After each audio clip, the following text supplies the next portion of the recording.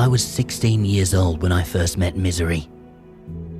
Although, I didn't know her by that name at the time, of course.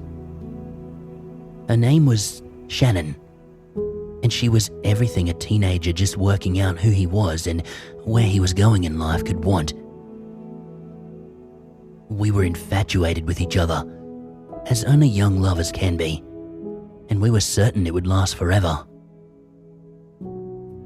Unfortunately, such thoughts at that age are rarely true, and we certainly didn't buck that trend. Our love wilted and decayed, and we fell spectacularly apart as teenagers do. I took it hard, partly because I was so naive, and partly because I really had loved her.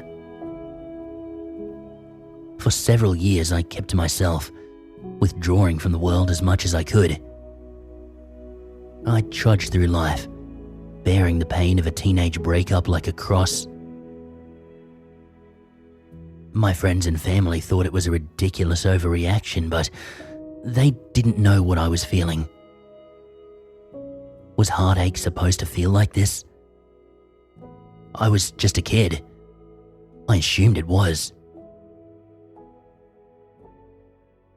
Around my 21st birthday, my grandfather passed away, and much to the immense surprise of my entire family, he left his large old house in inner Sydney to me.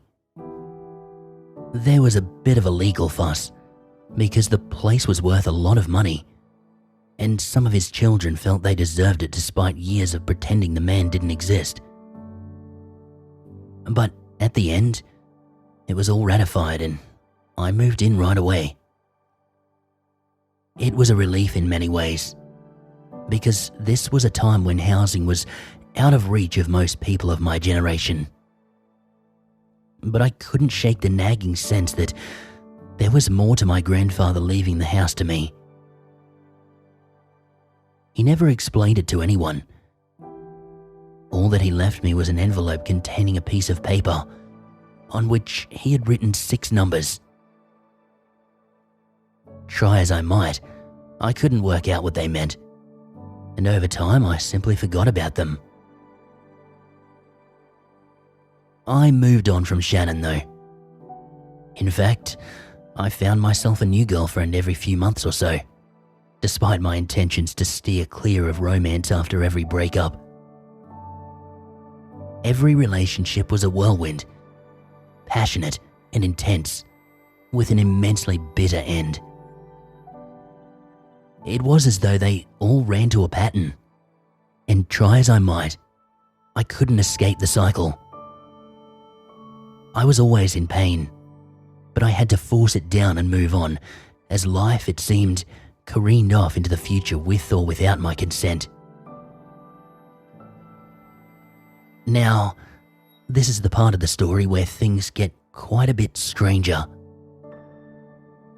By this stage, I had a regal, if slightly run-down, old house and a reasonable career. But still, loneliness began to eat away at me. My repeated flings gave me no real satisfaction. The clock was ticking, and I felt the need to settle down and start a family, the way my friends were. And as if life took pity on me and finally decided to grant me a boon, I met my Anna.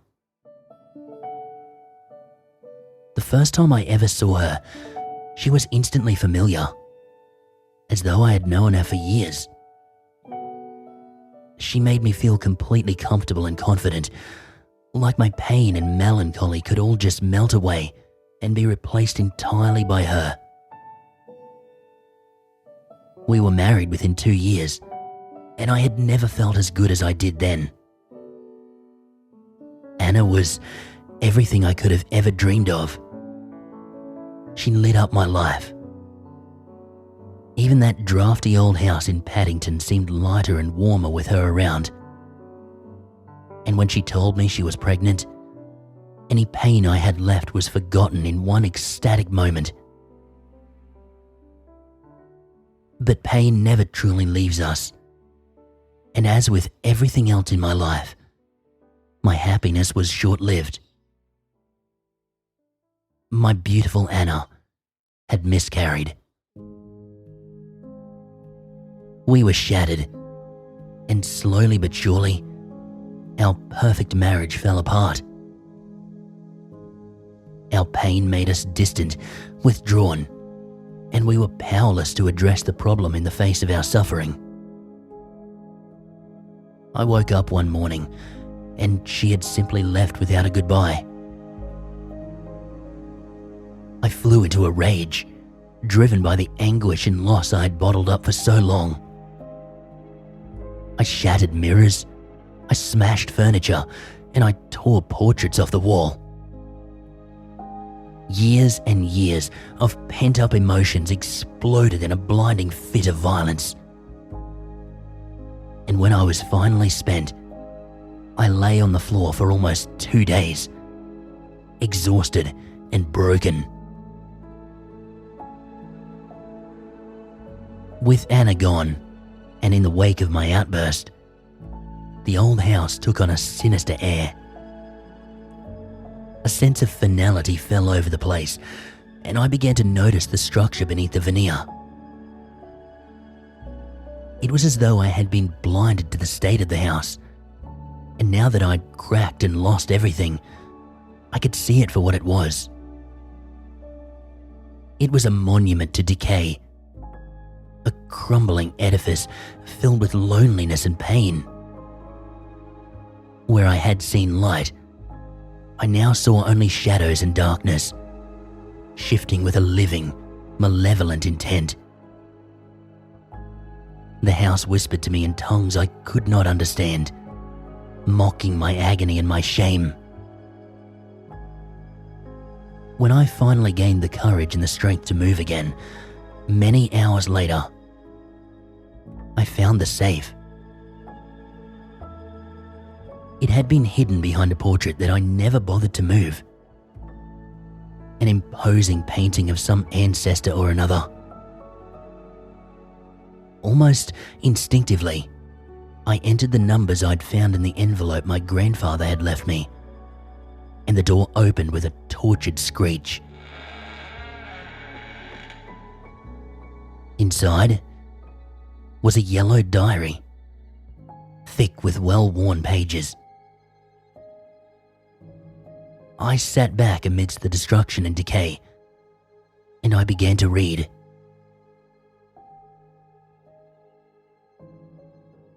Night had fallen by the time I finished what turned out to be a journal, written progressively by generations of my forefathers. My hands shook, and I realized that steady tears had etched small trails down my face. I had thought that our miscarriage and the death of my marriage were the worst things that I could endure. But the words in that journal brought my entire world crashing down all over again. It began, it seemed, nearly 500 years ago, in the early 1600s.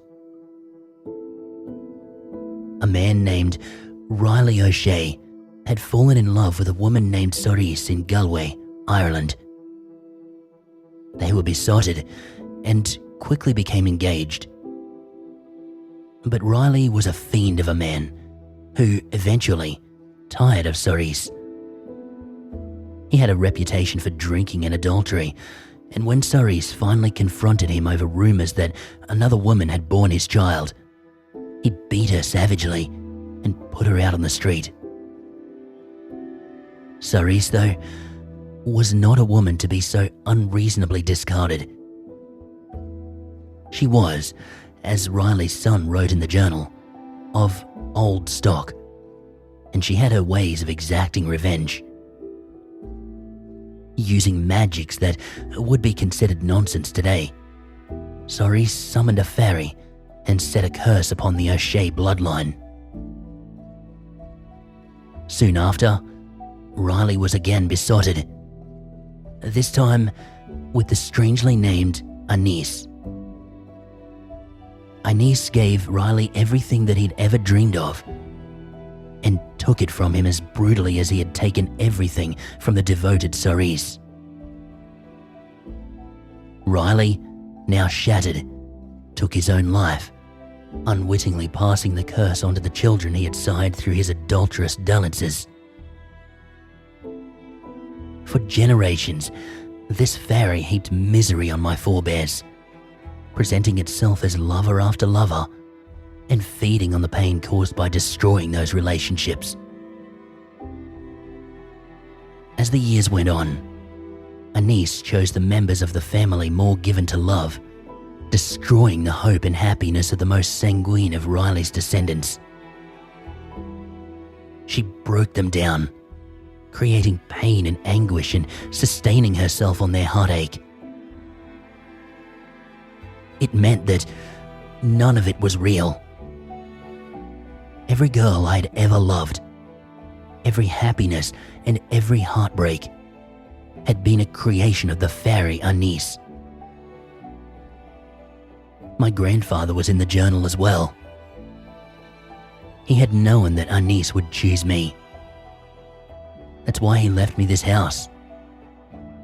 The house that he spent the last decades of his life sequestered in. I suppose in some way it made sense to him that his sanctuary should become mine.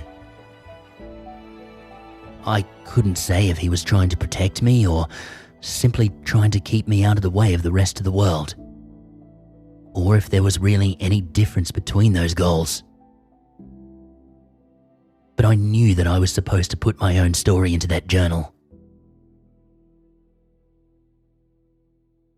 When I finished, I became aware that someone was standing in the door.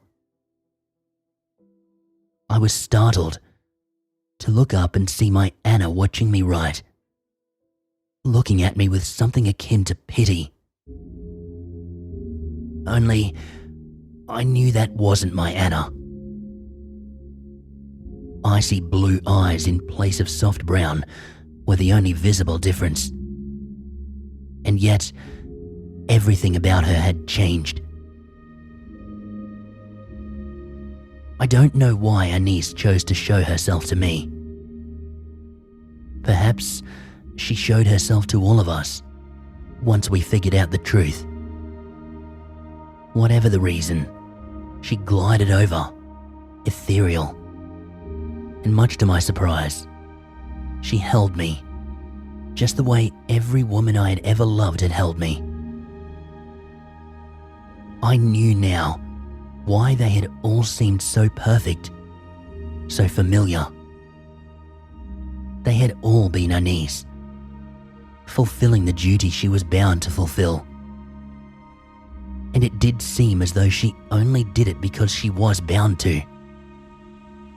There was nothing evil about her.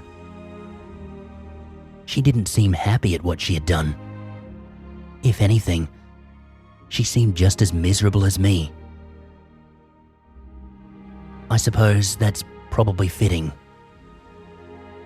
See, the word Anise is Gaelic for misery or woe. And despite everything she'd done to me, I couldn't help but feel a pang of empathy for an immortal girl named Misery.